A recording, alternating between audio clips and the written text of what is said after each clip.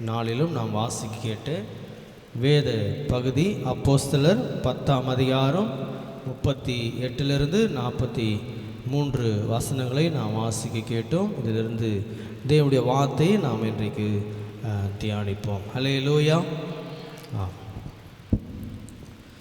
ஏற்கனவே நான் சொன்னபடி எபேசியர் 2ஆம் அதிகாரம் 1ஆம் வசனம் 2ஆம் வசனத்தின்படியாக முற்காலத்திலே இருந்த இவ்வுலக வழக்கத்துக்கு ஏற்றபடி நாம் இனி என்ன செய்யக்கூடாது? அதை பின்தொடர்ந்து செல்லக்கூடாது. ரட்சிக்கப்பட்டவர்களுடைய வாழ்க்கையிலே ஒரு மிகப்பெரிய வித்தியாசம் காணப்பட வேண்டும். ஹல்லேலூயா. அது மட்டுமல்ல, ரோமர் 3:23 வாசிக்கிறபடி அங்கே என்ன சொல்லப்பட்டிருக்கிறது?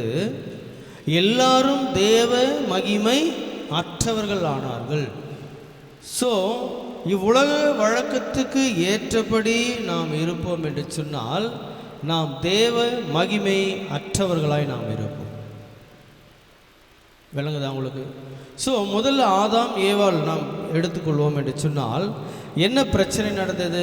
தேவனை விட்டு அவர்கள் என்ன செஞ்சிட்டாங்க? பிரிந்து போனார். ஏன்?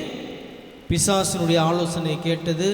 ரெண்டாவது, தேவனுடைய ஆலோசனையை உதறி தள்ளி புசிக்க வேண்டாம் என்று சொன்ன கனியை புசித்ததினாலே என்ன நடந்தது?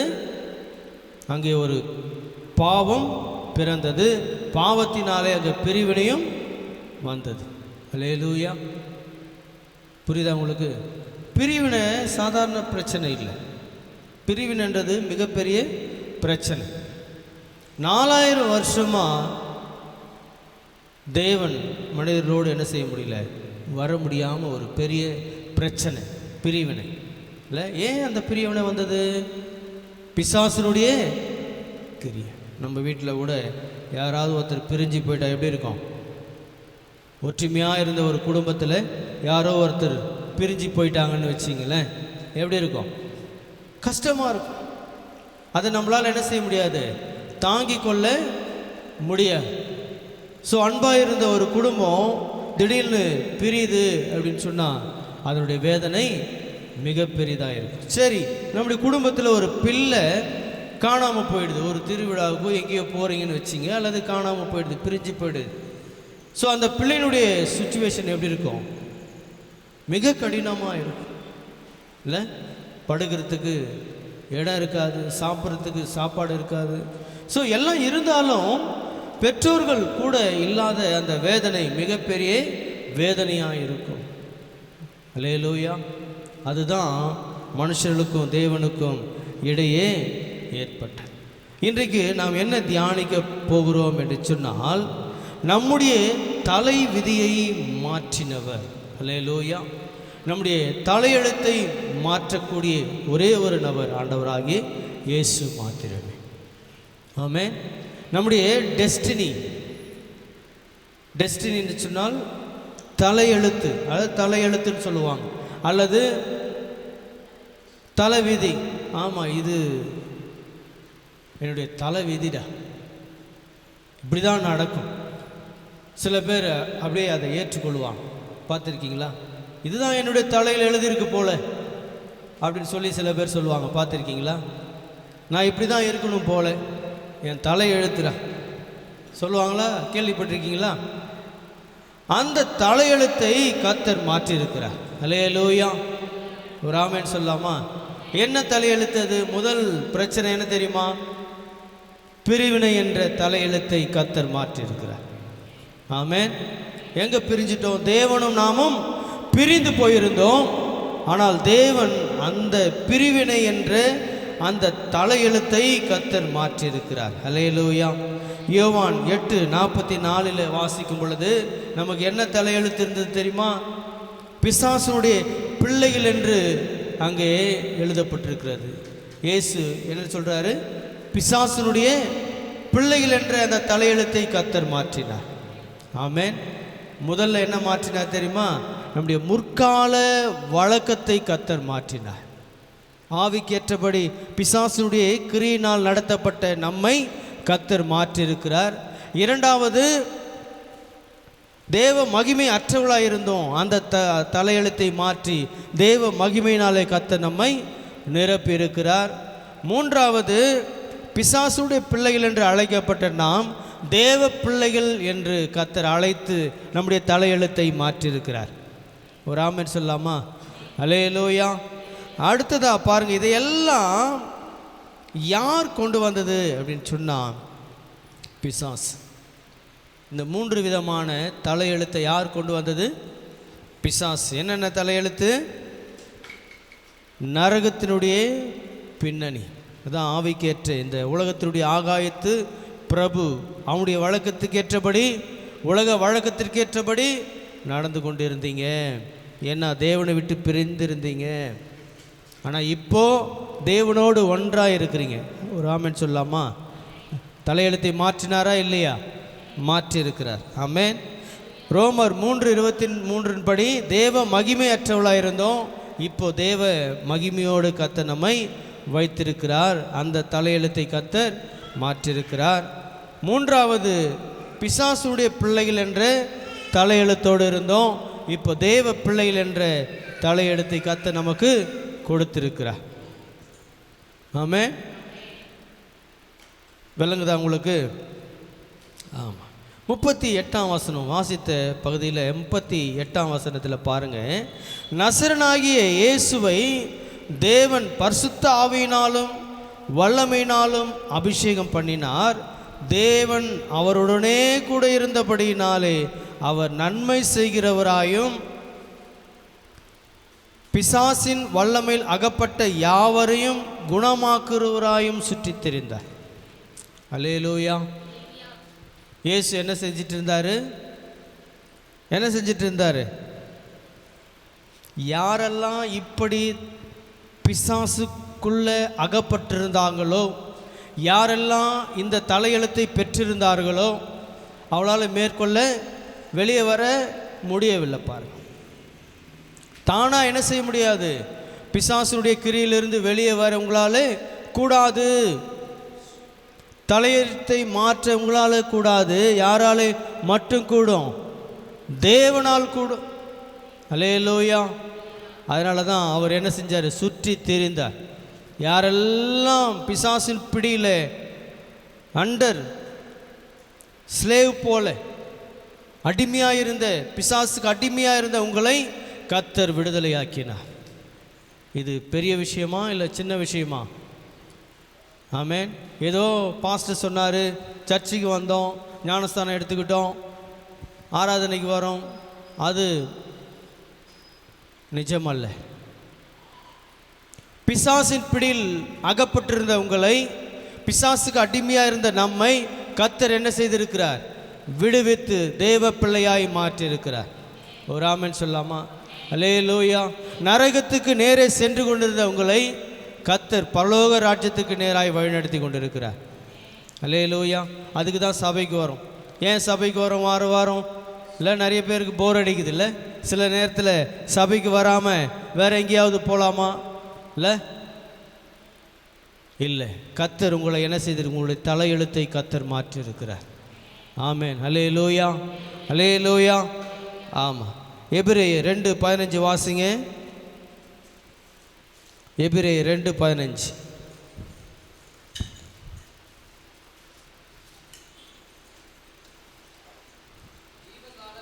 ஜீவ காலமெல்லாம் மரண பயத்தினாலே அடிமைத்தனத்திற்குள்ளானவர்கள் யாவரையும் விடுதலை பண்ணும்படிக்கு அப்படியானார். அல்லேலூயா, அல்லேலூயா. பாருங்க, ஏன் தேவன் இரத்தத்தையும் மாம்சத்தையும் உடையவராக இந்த பூமிக்கு வந்தார்? எதனால் வரணும்? அவருக்கு என்ன அவசியம் வரணும்னு சொல்லி, இந்த மரணத்துக்கு அதிகாரியாகிய பிசாசானவனை தன் மரணத்தினாலே அழிக்கும்படிக்கு. அல்லேலூயா. அப்படி இயேசு தன் மரணத்தினாலே பிசாசை அழிக்கவில்லை என்று சொன்னால் நாமெல்லாம் மரணிக்க வேண்டியது அவசியமாக இருக்கிறது. நாமெல்லாம் செத்து போக வேண்டியது எங்கே? நரகத்தில். நரகத்திற்கு போக வேண்டியது அவசியம். இந்த நரக மரண தண்டனைக்கு நீங்களாக்கி நம்மை விடுவிக்கும்படியாய் இயேசு அந்த மரண தண்டனையை நமக்கு பதிலாய் அவர் ஏற்றுக்கொண்டார். அதுக்கு தான் சபைக்கு வரோம். அல்லேலூயா. ஏதோ விளையாடுறதுக்கோ இல்லை ஏதோ நேரம் போக்குகிறதுக்கோ அல்லது ஏதோ கைத்தட்டி 2 பாட்டு பாடுறதுக்கோ வரல. எதற்காக சபைக்கு வருகிறோம்? தேவனுக்கு நன்றி செலுத்த. அல்லேலூயா. முன்னாடி இருந்த அந்த பிரச்சனையை, மரண பிரச்சனையை, பாதாளத்துக்கு நேராய் சென்று கொண்டிருந்த உங்களுடைய ஆவியை, ஆத்மாவை, சரீரத்தை மீட்கும்படியாக இயேசு என்ன செய்தார்? தன் சரீரத்தை, தன் ஜீவனை என்ன செய்தார்? சிலுவையில் நமக்காய் கொடுத்தார். அல்லேலூயா. அவர் நமக்கு வர இருந்த அந்த மரண தண்டனையை தன் மீது சுமந்து கொண்டு நம்மை விடுதலையாக்கினார். அல்லேலூயா. நம்முடைய அந்த தலை விதியை கர்த்தர் மாற்றினார். ஒரு ஆமென் சொல்லாமா? அல்லேலூயா. இதுதான் நம்முடைய தலைவிதியாக இருந்தது. என்ன? நமக்கு மரணம். எப்பொழுது தேவனுடைய வார்த்தையை மீறினோமோ அப்பொழுது நமக்கு மரணம் சம்பவிக்க வேண்டியது அவசியமாக இருந்தது. தேவன் அந்த தலை எழுத்தை கர்த்தர் மாற்றி ஜீவ வாழ்க்கையை, ஜீவனுள்ள வாழ்க்கையை இல்லை தேவன் நமக்கு கொடுத்திருக்கிறார். ஆமென். அல்லேலூயா. அல்லேலூயா. இதற்காக நீங்கள் வாழ்நாளெல்லாம் கர்த்தருக்கு நன்றி உள்ளவர்களாக இருக்கணும். ஆமென். நிறைய பேருக்கு என்ன இல்லை இந்த உலகத்தில், நன்றின்ற ஒரு வார்த்தைக்கு அர்த்தமே தெரியுறது கிடையாது. நன்றினா என்ன இல்லை? தேவன் எவ்வளோதான் நன்மை செய்தாலும் நம்ம தேவனுக்கும் என்ன செய்யறதில்லை, நிறைய நேரத்தில் நன்றி உள்ளவர்களாக இருக்கிறது இல்லை. அல்லேலூயா. அப்படி இருக்க கூடாது. தேவனுக்கு நாம் நன்றி உள்ளவர்களாக இருக்கும் இப்பேற்பட்ட சூழ்நிலையில். ஏன்னா சாதாரணமான விஷயத்தை தேவன் செய்யவில்லை. உங்களுடைய தலையெழுத்தை கர்த்தர் மாற்றியிருக்கிறார். உங்கள் பெயரையும் கர்த்தர் மாற்றியிருக்கிறார். அல்லேலூயா. உங்களுடைய பெயரெல்லாம் என்ன பண்ணிட்டார்? கர்த்தர் மாற்றியிருக்கிறார். ஆமென். அல்லேலூயா. அப்போ உங்கள் வாழ்க்கை மாறணுமா மாறக்கூடாதா? இல்லை முற்காலத்தில் செய்யப்பட்டது போலே செய்ய போகிறீங்களா? உங்கள் சுபாவம் மாறணுமா மாறக்கூடாதா? மாறணும். மறுரூபமாக்கப்பட வேண்டும். உங்களுடைய சரீரங்கள் என்ன செய்யணும்? கடைசி நாட்களில் மறுரூபமாக்கப்பட போகிறது. ஆனால் இப்போ உங்களுடைய குணாதிசயங்கள் என்ன பண்ணணும்?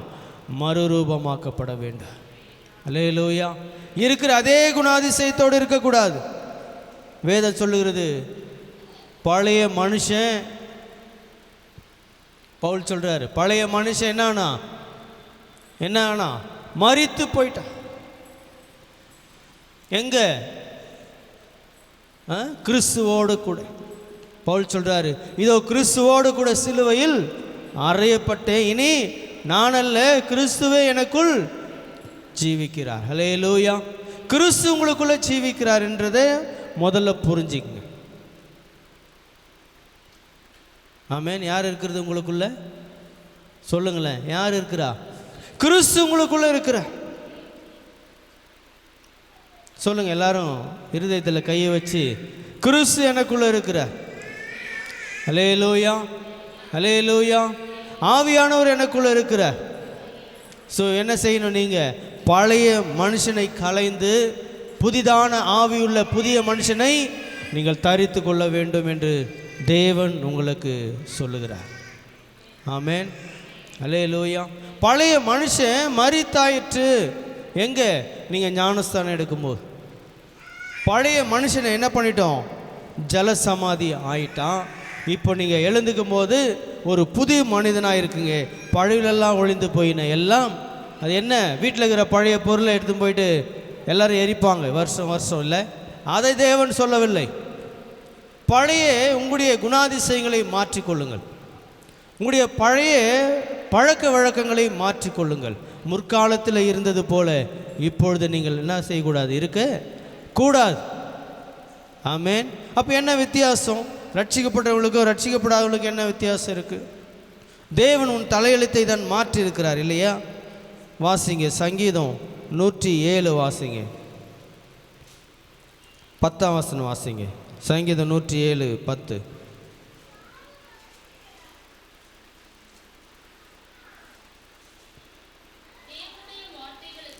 தேவனுடைய வார்த்தைகளுக்கு ஆ ஆ ம் ம் பாருங்க, தேவனுடைய வார்த்தைகளுக்கு விரோதமாய் கலகம் பண்ணி உன்னதமானவருடைய ஆலோசனையை அசட்டை பண்ணினவர்கள் எங்கே இருந்தாங்க? அந்தகாரத்திலும் மரண இருளிலும் வைக்கப்பட்டிருந்து ஒழுக்கத்திலும் இரும்பிலும் கட்டுண்டு கிடந்தார். அப்படி இருக்க போறீங்களா? தேவனுடைய ஆலோசனையை அசட்டை பண்ண போறீங்களா? தேவனுடைய வார்த்தையை அசட்டை பண்ணுறீங்களா? அப்படி அசட்டை பண்ணிங்கன்னா பிசாசு உங்களை எங்கே வச்சிருவான்? மரண இருளின் பள்ளத்தாக்கு. அதிலிருந்து உங்களால் எழுந்திருக்க முடியாது.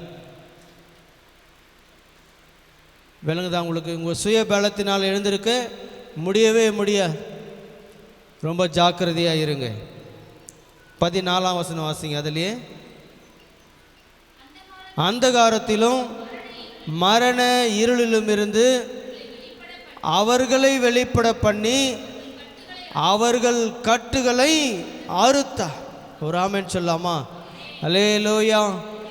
அந்தகாரத்தில் இருக்கிறது நமக்கு தெரியாது. மரண கட்டுகள் நம்மை சூழ்றது நமக்கு தெரியாது. பிசாசு நம்முடைய கண்களை என்ன செஞ்சிருவான்? மூடி வச்சிருவான். நாம் சரியாக இருக்கிறது போல தான் தெரியும். ஜாக்கிரதையாக இருங்க. விளங்குதா உங்களுக்கு? தேவன் உங்களுடைய கட்டுகளை அறுத்திருக்கிறார். அல்லேலூயா. ஆமாம், அதிலிருந்து மரண அந்தகாரம் மரண கட்டுகளிலிருந்து உங்களை வெளியே கொண்டு வந்திருக்கிறார். வெளிச்சத்தின் பிள்ளைகளாய் என்ன செய்யணும்? நடந்து கொள்ள வேண்டும். அல்லேலூயா. அப்போஸ்தலர் 13:11 வாசிங்க. அப்போஸ்தலர் 13:11.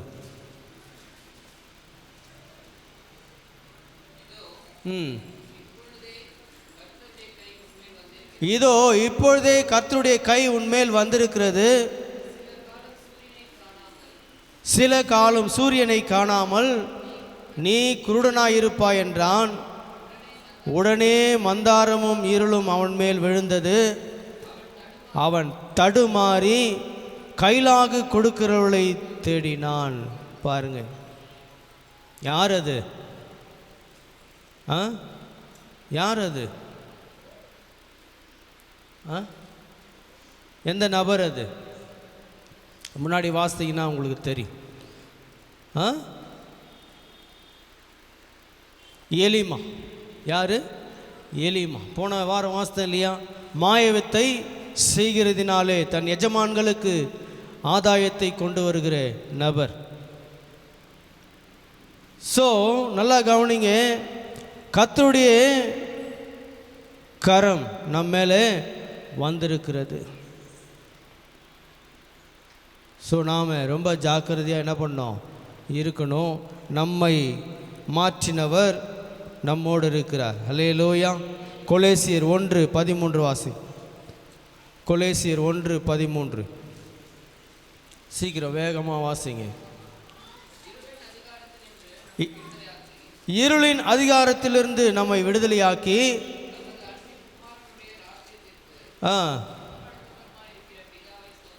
ஸ்தோத்திரிக்கிறோம். அல்லேலூயா. இருளின் அதிகாரத்திலிருந்து நம்மை விடுதலையாக்கி இருக்கிறார். தமது அன்பின் குமாரனுடைய ராஜ்யத்திற்கு உட்படுத்தியும் இருக்கிறார். அல்லேலூயா. விடுதலை ஆக்கினவர் நம்மை யாருடைய ராஜ்யத்துக்கு உட்படுத்தியிருக்கிறார்? இப்போ நீங்கள் யாருடைய அதிகாரத்துக்கு உட்பட்டவும் கிடையாது. இருளின் அதிகாரத்திற்கு உட்பட்டவர்கள் கிடையாது. யாருடைய ராஜ்யத்துக்கு உட்பட்டிருக்கீங்க? பிதாவுடைய ராஜ்யத்திற்கு. ஒரு ஆமென் சொல்லாமா? யாருடைய ராஜ்யத்தில் இருக்கீங்க? எல்லாரும் பிதாவுடைய ராஜ்யத்தில் இருக்கீங்க. ஸோ உங்கள் தலையெழுத்தை கர்த்தர் மாற்றினாரா இல்லையா? அல்லேலூயா. உங்களுடைய வாழ்க்கை மாறணுமா மாறக்கூடாதா? மாறணும். இருக்கிற மாதிரியே இருக்கக்கூடாது. ஏன்னா தேவனுடைய வருகை மிக சமீபமாக இருக்கு.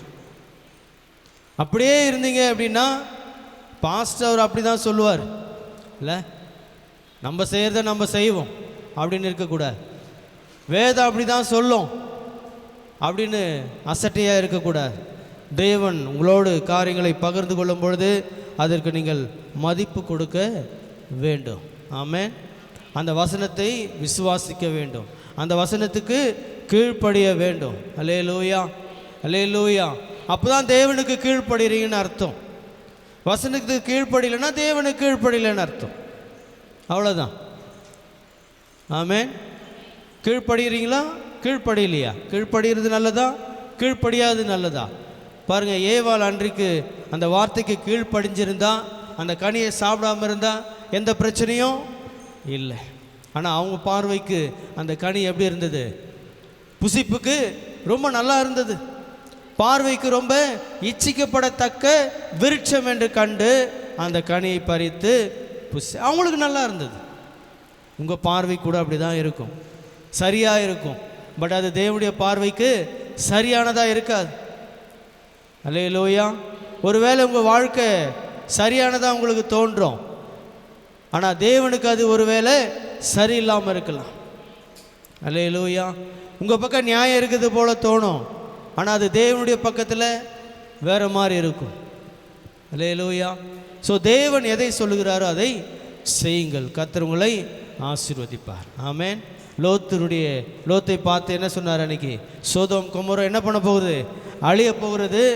நீ உன் மனைவியெல்லாம் என்ன பண்ணுங்க? திரும்பி பார்க்காம ஓடுங்க, திரும்பி பார்க்காம ஓடுங்க. திரும்பி பார்த்தா என்ன நடக்கும்? திரும்பி பார்த்தீங்கன்னா என்ன நடக்கும்? உப்பு தூணா மாறுங்க, வேற ஒன்றும் நடக்காது. இல்லை, இவங்க திரும்பி பார்க்காம ஓடி இருக்கணும். இல்லை, ஜஸ்ட் திரும்பி பார்க்கறது தானே. அதுனா ஒரு பெரிய தப்பா? பெரிய தப்பா? திரும்பி பார்க்கறது ஒரு பெரிய தப்பா? என்னப்பா, திரும்பி பார்க்கறது ஒரு பெரிய தவறு இல்லை என்று யார் எண்ணினது? லோத்தினுடைய மனைவி. திரும்பி பார்த்ததுனால என்னாச்சு? உப்பு தூணாய் மாறி போனார். ஸோ சின்ன சின்ன வார்த்தைகளுக்கு நாம் என்ன செய்ய வேண்டும்? தேவனுக்கு கீழ்ப்படுகிற நபராய் இருக்க வேண்டும். சின்ன விஷயத்திலே கீழ்ப்படியாத நபர்கிட்ட பெரிய வேலையை கர்த்தர் கொடுக்க மாட்டார். ஆமென். ஒத்துக்கிறீங்களா இல்லையா? இப்போ உங்கள் கம்பெனியில் ஒரு எஜமான் வரார், வந்து ஒரு சின்ன வேலையை கொடுக்குறார், நீங்கள் அதை சரியாக செய்யலை, அப்போ பெரிய வேலையை கொடுப்பாரா? பெரிய வேலையை கொடுப்பாரா? ஆட, இவனால் என்ன செய்ய முடியல, சின்ன வேலையை செய்து முடிக்க முடியலையே, இவனால் என்ன செய்ய முடியாது? பெரிய வேலையை செய்ய முடியாது. உண்மையா இல்லையா? சொல்லுங்களேன். ஸோ நீங்கள் அந்த சின்ன வேலையை செய்து முடிக்கும் பொழுது, ஓகே இந்த வேலை முடிஞ்சது, கொஞ்சம் பெரிய வேலையை கொடுப்போம் இல்லை? ஸோ இவரால் செய்ய முடியும், செய்ய முடியும்னு நினச்சா தான் அந்த ஓனர் கொடுக்க முடியும், இல்லைன்னா கொடுக்க முடியாது. ஸோ அதுக்குண்டான கேப்பபிள் செய்யக்கூடிய திறன் உங்களுக்கு இருக்குதா இல்லையான்னு யாருக்கு தெரியும்? அந்த ஓனருக்கு தெரியும். அல்லேலூயா. இங்கே கூட உங்களால் என்ன வேலை செய்ய முடியும்னு எனக்கு தெரியும். யார் யார் எந்தெந்த வேலையை செய்ய முடியும், யாரால் எந்த வேலையை செய்ய முடியாதுன்னு எனக்கும் தெரியும். ஸோ செய்ய முடிகிற வேலையை நீங்களே செய்யலாம், செய்ய முடியாத வேலையை உங்கள்கிட்ட கண்டிப்பாக நான் என்ன செய்ய மாட்டேன், கொடுக்கவும் மாட்டேன். அல்லேலூயா. ஆம். ஸோ இதிலிருந்து வெளியே வர நமக்கு என்ன வழி இருக்கிறது என்று சொன்னால், இயேசு மாத்திரமே வழி. மற்ற மதங்களோ மற்ற மனுஷனுடைய முயற்சியோ அல்லது நற்காரியங்களை செய்கிறதுனாலேயோ இந்த இருளின் அதிகாரத்திலிருந்து வெளியே வர முடியாது. உதாரணமாக சொல்கிறேன் பாருங்கள். இப்போது இந்த இருளின் அதிகாரத்திலிருந்து நான் வெளியே வரணும், தேவனுடைய பிள்ளையாக மாறணும், அதனால் நான் மாதம் என்ன செய்கிறேன், ஒரு 10,000 rupees காணிக்கை கொடுக்குறேன், இதிலிருந்து வெளியே வந்துடுறேன் அப்படின்னா முடியுமா? மாதம் நான் ஒரு 10,000 rupees என்ன பண்ணிடுறேன், காணிக்கையாக சபைக்கு கொடுத்துட்றேன், இதிலிருந்து நான் வெளியே வந்துடலாமா? நல்ல காரியம் தானே அது, முடியுமா? முடியாது. இல்லை, ஏழைகளுக்கு நான் மாதம் ஹாஸ்டலுக்கு போய் அனாதை பிள்ளைங்களுக்கு சாப்பாடு கொடுக்க போகிறேன், கொடுத்தா முடியுமா? வெளியே வந்துடுவீங்களா? வெளியே வர முடியாது. என்ன கொடுக்கணும்? தேவனுக்கு தேவையானது உன்னுடைய பொருள் கிடையாது, தேவனுக்கு தேவையானது என்னது? நீதான் தேவனுக்கு தேவை. அல்லேலூயா. நீங்கள் தான் தேவனுக்கு தேவை, உங்களுடையது கிடையாது. ஆமென். அல்லேலூயா. நிறைய பேர் நினச்சிட்டு இருக்காங்க, நம்முடையதை கர்த்தருக்கு கொடுத்துட்டோம் அப்படின்னா நாம் நல்லா ரட்சிப்பின் ஜீவியத்தில் இருக்கிறோம். நோ, அல்லேலூயா. உங்களுடையதை கர்த்தர் கேட்கவில்லை. யாரை கேட்குறாரு? உங்களை தான் கர்த்தர் கேட்குறார். ஒரு ஆமென் சொல்லாமா? அல்லேலூயா. வாசிங்க கொலேசியர் 2ஆம் அதிகாரம் 8ஆம் வசனம் வாசிங்க. அதுலேயே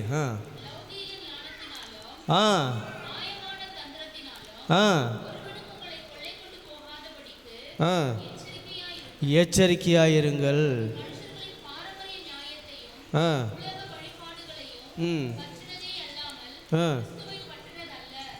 பாருங்க. அல்லேலூயா.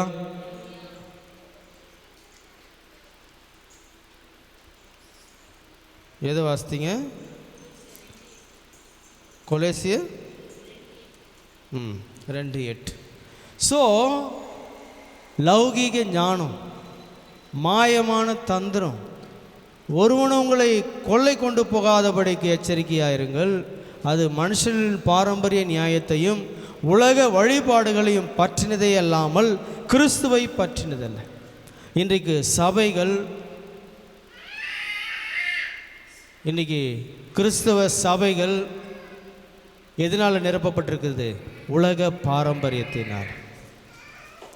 ஊழியம் செய்வதற்காக தேவன் சபை ஏற்படுத்தினார். ஆனால் அநேக ப்ரோக்ராம்ஸை கொண்டு சபைகள் நிரப்பப்பட்டிருக்கிறது. என்னென்ன ப்ரோக்ராம் தெரியுமா? தேவனுடைய சுவிசேஷத்தை அறிவிப்பதற்கு பதிலாக அவர்களுக்கு என்ன செய்வது என்று தெரியாமல் என்ன செய்கிறாங்க? 40 நாள் உபவாச ஜெபம், அப்புறம் தொடர்ந்து இந்த ப்ரேயர் அந்த ப்ரேயர், இல்லை இந்த நிகழ்ச்சி அந்த நிகழ்ச்சி வைத்து ஜனங்களை பிஸியாக இருக்கும்படி சபையை அவர்கள் வைத்து கொள்கிறார்கள். ரொம்ப பிஸி. எப்போ பார்த்தாலும் அந்த சர்ச்சில் இது ப்ரோக்ராம் அந்த ப்ரோக்ராம். ஏன்? அது கிறிஸ்துவை பற்றினது அல்ல. கிறிஸ்துவை உடைய சபை தேவனுடைய சுவிசேஷத்தை பிரசங்கிக்கிற ஒரு சபையாக இருக்கும், அல்லது சுவிசேஷ இயக்கத்தை கொண்ட ஒரு சபையாக இருக்கும். அல்லேலூயா. புரியுதா உங்களுக்கு நான் சொல்கிறது? சபையை கர்த்தர் அதற்காக தான் வைத்திருக்கிறார். ஆமென். ப்ரோக்ராம் செய்வதற்காக அல்லது நிகழ்ச்சிகள் நடத்துவதற்காக அல்லது நேரத்தை போக்குவதற்காக அல்ல, ஃபெல்லோஷிப்புகளை நடத்துவதற்காக அல்ல. எதற்காக சபை தேவன் வைத்திருக்கிறார்? தேவனுடைய வார்த்தைகளை மற்றவர்களுக்கு அறிவித்து அவளை ரட்சிப்புக்குள்ளே வழி நடத்த வேண்டும், அதற்காக வைத்திருக்கிறார். ஆனால் பிசாசு இப்பேற்பட்ட ஐடியாலஜிகள் மூலமாக, அநேக ப்ரோக்ராம்ஸ் மூலமாக சபையை இன்றைக்கி பிசாசு நிரப்பி ஜனங்களை பிஸியாக வைத்து அவள் கொடுக்குற அந்த காணிக்கையெல்லாம் அவர்களே என்ன பண்ணுறாங்க? செலவு பண்ணி கொண்டிருக்கிறார்கள். அதை ஊழியத்திற்கு என்ன செய்கிறதில்ல? செலவு செய்கிறது இல்லை. விளங்குது அவங்களுக்கு? பெரிய பெரிய பில்டிங் கட்டி அந்த பணத்தை எல்லாம் என்ன பண்ணுறாங்க? செலவு செய்கிறாங்க. அந்த ஊழியத்தை அதை ஊழியத்திற்காக என்ன செய்கிறதில்ல? செலவு செய்கிறது இல்லை. ஸோ ஜனங்கள் அவங்களுடைய ஆசீர்வாதத்திற்காக என்ன செய்கிறாங்க? கடந்து வருகிறார்கள், கடந்து போகிறார்கள். மத ரீதியான ஒரு வழிபாட்டை உடையவர்களாக இருக்கிறார்கள். அப்போஸ்தலர் 4:12 வாசிங்க. அப்போஸ்தலர் 4:12. அவராலே அன்றி வேறொருவராலும் ரட்சிப்பு இல்லை. நாம் ரட்சிக்கப்படும்படிக்கு வானத்தின் கீழெங்கும் மனுஷர்களுக்குள்ளே அவருடைய நாமமே அல்லாமல் வேறொரு நாமம் கட்டடப்படவும் இல்லை. பாருங்கள், இயேசு கிறிஸ்துவின் நாமத்தில் நமக்கு என்ன உண்டு? விடுதலை உண்டு. மத ரீதியான வழிபாட்டில் விடுதலை இல்லை. ஆமென். நடத்துகிற நிகழ்ச்சிகளினாலே நமக்கு விடுதலை இல்லை. தேவ ஆவியினாலே நமக்கு விடுதலை உண்டு. ஹல்லேலூயா. இயேசு கிறிஸ்துவினால தான் நமக்கு விடுதலை உண்டு. ஸோ நாம் என்ன செய்ய வேண்டும்? முற்காலத்தில் இருந்த பழக்க வழக்கத்தை விட்டு தேவனுடைய சித்தத்திற்கு நாம் ஒப்பு கொடுத்த நபர்களாய் நாம் காணப்பட வேண்டும் என்று கர்த்தர் விரும்புகிறார். ஹல்லேலூயா, ஹல்லேலூயா. இங்கே நாம் சிறு ஒரு கூட்டமாக இருந்தாலும், சில குடும்பங்களாக இருந்தாலும், நீங்கள் என்ன செய்யணும்? ஒவ்வொரு நாளும் வளர்ச்சி அடைகிறவர்களாய் காணப்பட வேண்டும். ஆமென். அல்லேலூயா. இங்கே எந்த ஒரு கதையும் நான் என்ன பண்ணுறதுன்னு உங்களுக்கு சொல்கிறது கிடையாது. ஸோ தேவனுடைய வார்த்தையை நீங்கள் என்ன செய்ய வேண்டும்? பின்தொடர வேண்டும். வாசிக்க கேட்ட பகுதி அப்போஸ்தலர் 10ஆம் அதிகாரத்தில் 39ஆம் வசனம் வாசிங்க.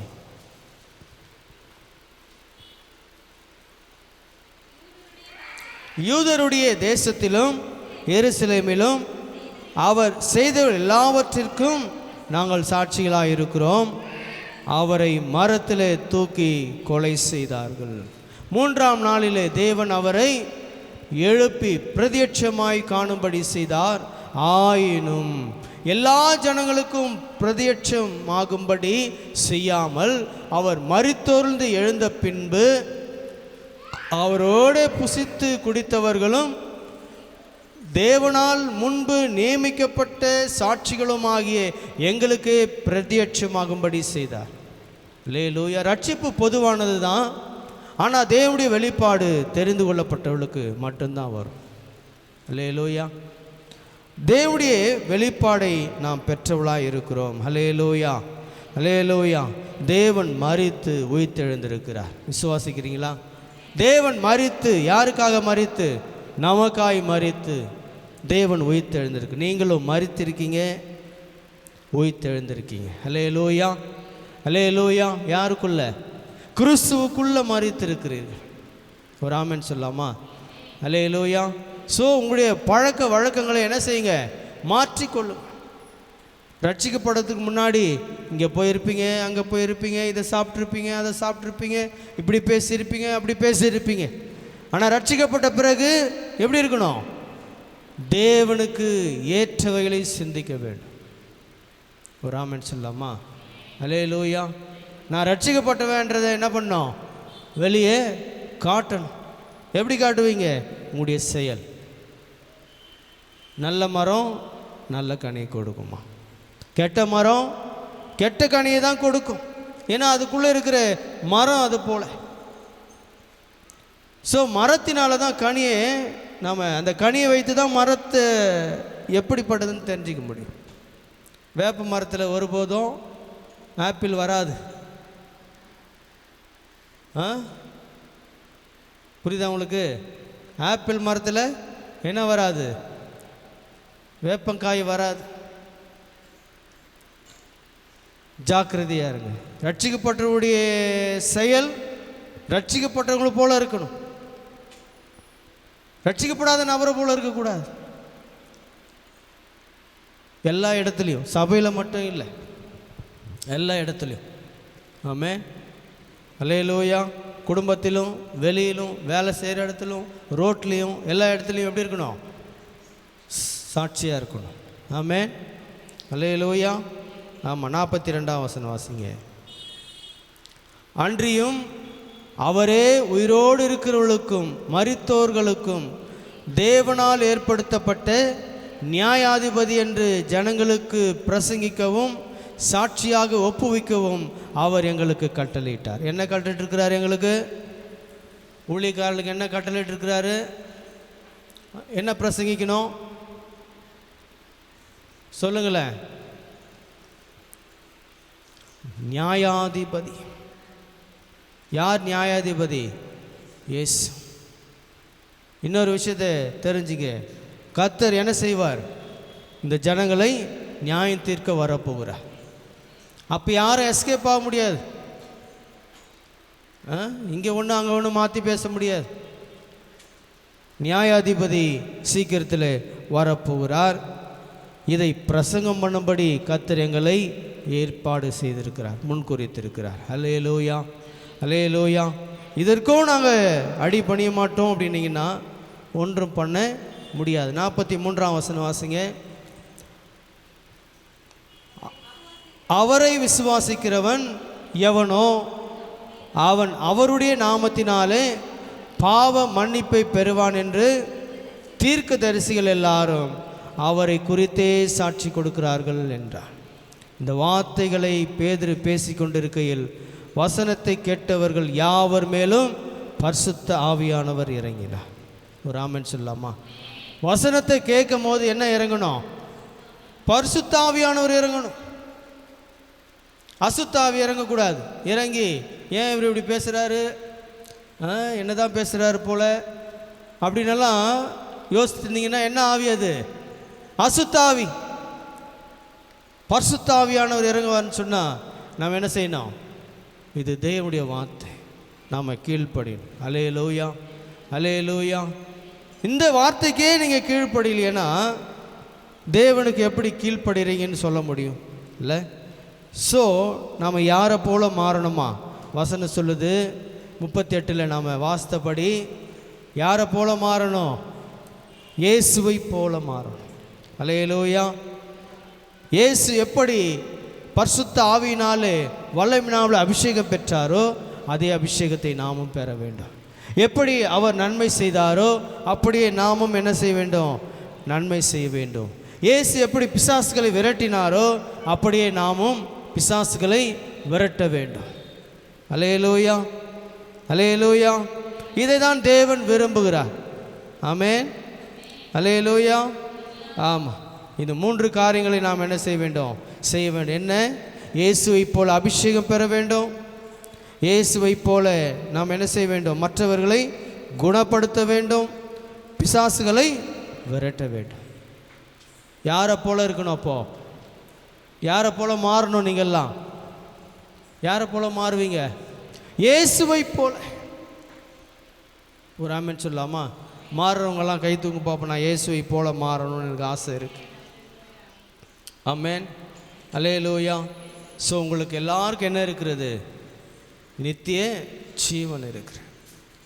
பழைய மனுஷனை நீங்கள் களைய வேண்டும். உங்களுடைய தலையெழுத்தை தேவன் மாற்றிருக்கிறார் என்ற அந்த நிச்சயத்தை உடையவர்களாக இருக்கணும். நானும் அதை தான் சொல்லிகிட்ருக்கேன், கத்தி கத்தி சொல்லிகிட்ருக்கேன். ஆனால் உங்களுக்குள்ளே அது போகவே இல்லை. அவர் என்ன சொன்னாலும் நான் நடந்துக்கிறபடி தான் நான் நடந்துப்பேன். No, never. அப்படி இருந்தீங்கன்னா இன்னும் சரியான முறையில் நீங்கள் என்ன செய்யலை? ரட்சிக்கப்படலை. ஒரு முழுமையான ஆரோக்கியமான ஒரு ரட்சிப்பு உங்களுக்கு இன்னும் வரலைன்னு அர்த்தம். அல்லேலூயா. புரியுதா உங்களுக்கு நான் சொல்கிறது? ஒரு முழுமையான ரட்சிப்பு இன்னும் வரலை, ஆரோக்கியம் வரலை. விசுவாசத்தில் என்ன இல்லை? ஆரோக்கியம் இல்லை.